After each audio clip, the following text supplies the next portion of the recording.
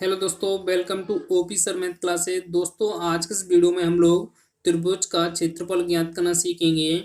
तो यहाँ पे एक त्रिभुज दिया गया है, त्रिभुज ए बी सी। इस त्रिभुज की तीनों भुजाओं की लंबाई दे रखी हैं। भुजा ए बी की लंबाई है 8 सेंटीमीटर, भुजा बी सी की लंबाई है 6 सेंटीमीटर और भुजा ए सी की लंबाई है 10 सेंटीमीटर।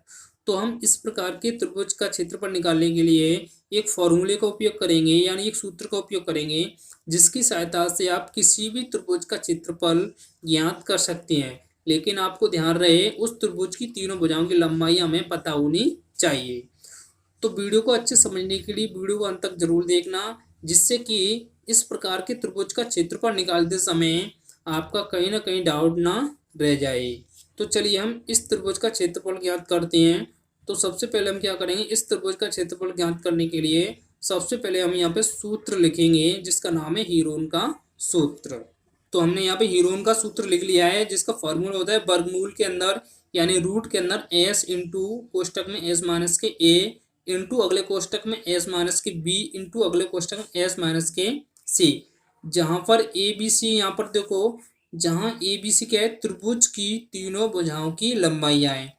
और एस जो दे रखा है वो है एस त्रिभुज का अर्धपरिमाप। एस क्या है, त्रिभुज का अर्धपरिमाप। ठीक है। तो यहाँ पे देखो, इन तीनों भुजाओं में से ए बी सी किसी को भी मान सकते हैं, चाहे ए इसको मान लो, बी इसको मान लो, सी इसको मान लो, या फिर ए इसको मान सकते हैं, बी इसको मान सकते हैं, सी इसको मान सकते हैं। जो आपकी इच्छा है उसे हम ए बी सी मान सकते हैं, सवाल कभी भी गलत नहीं होगा। और अर्धपरिमाप होता है हमारा, इन तीनों भुजाओं को जोड़ लो और उसका आधा कर दो, वो हमारा अर्धपरिमाप कहलाता है। तो अर्धपरिमाप निकाल के यहाँ फॉर्मूला लिख लेते हैं। ठीक है। तो अर्धपरिमाप निकालने का फॉर्मूला होता है ए प्लस बी प्लस सी बट्टे 2, यानी तीनों भुजाओं का योग बट्टे 2। तो हम यहाँ पे तीनों भुजाओं को लिख लेते हैं। पहली भुजा मान लेते हैं 10 सेंटीमीटर है। ठीक है। प्लस दूसरी भुजा है बी, उसे 8 सेंटीमीटर मान लेते हैं। और प्लस सी, तीसरी भुजा को सी मान लेते हैं। ठीक है। बट्टे में क्या लिखेंगे, 2। अब इन तीनों को हम जोड़ेंगे। तो देखो, 10 8 18, 18 6 24, 24 बट्टा 2। तो देखो, 2 का भाग देंगे 24 में, तो हमारा अर्ध परिमाप निकल के आएगा 12। जब 2 का भाग 24 में देंगे तो 12 बार जाएगा, तो यहाँ पर अर्ध परिमाप आ गया 12 सेंटीमीटर। ठीक है। ये हमारा क्या हो गया, अर्ध परिमाप, यानी एस का मान निकल आया। ठीक है। अब हम त्रिभुज का क्षेत्रफल निकालेंगे। तो यहाँ पर त्रिभुज का क्षेत्रफल निकालने के लिए हमने हीरोन का सूत्र लिख लिया है। वर्गमूल के अंदर एस इंटू एस माइनस के ए इंटू एस माइनस के बी इंटू एस माइनस के सी। तो यहाँ पर देखो, जो हमारा एस है वो क्या होता है, अर्धपरिमाप। ठीक है। तो यहाँ पे हम अर्धपरिमाप कितना लिखेंगे, 12 लिखेंगे। ठीक है।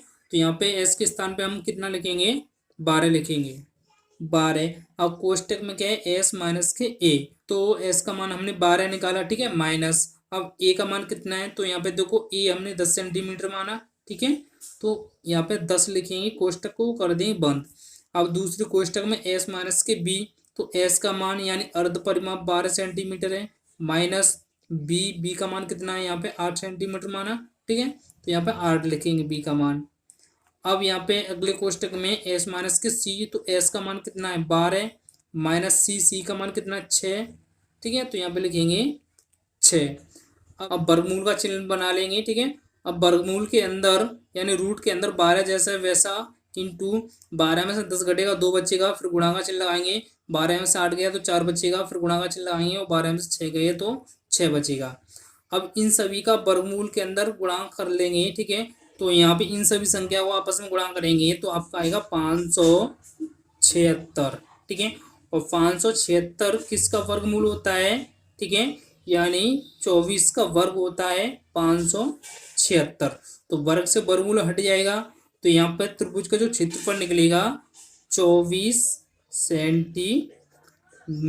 ठीक है। और क्षेत्रफल किस में आता है, वर्ग में आता है। तो यहाँ पे लिखेंगे वर्ग सेंटीमीटर, यानी 2 हाथ ऊपर लगा देंगे। ठीक है। या फिर इसे इस तरह से भी लिख सकते हैं, 24 वर्ग सेंटीमीटर, क्योंकि किसी भी आकृति का जब क्षेत्रफल निकालते हैं तो वर्ग में लिखा जाता है। ठीक है। वर्ग सेंटीमीटर। अगर आपका मीटर दिया है, ठीक है, लंबाई त्रिभुज की लंबाई है तो मीटर में दे रहेगी, तो मीटर लिखना पड़ेगा आपको। लेकिन यहाँ पे इस त्रिभुज की तीनों भुजाओं की लंबाई सेंटीमीटर में दे रखी थी, इसलिए हमने यहाँ पे सेंटीमीटर लिखा। तो यहाँ पे त्रिभुज का क्षेत्रफल कितना निकल के आएगा, 24 वर्ग सेंटीमीटर। तो दोस्तों हमारे त्रिभुज का क्षेत्रफल 24 वर्ग सेंटीमीटर निकल के आएगा। ये इस क्वेश्चन का आंसर हो गया। क्या हो गया, आंसर। तो दोस्तों आपको हमारा वीडियो कैसा लगा कमेंट बॉक्स में कमेंट के जरूर बताएं। अगर वीडियो आपको अच्छा लगा हो, समझ में आए, तो वीडियो को लाइक करना, शेयर करना तथा चैनल को सब्सक्राइब करना। Thank you.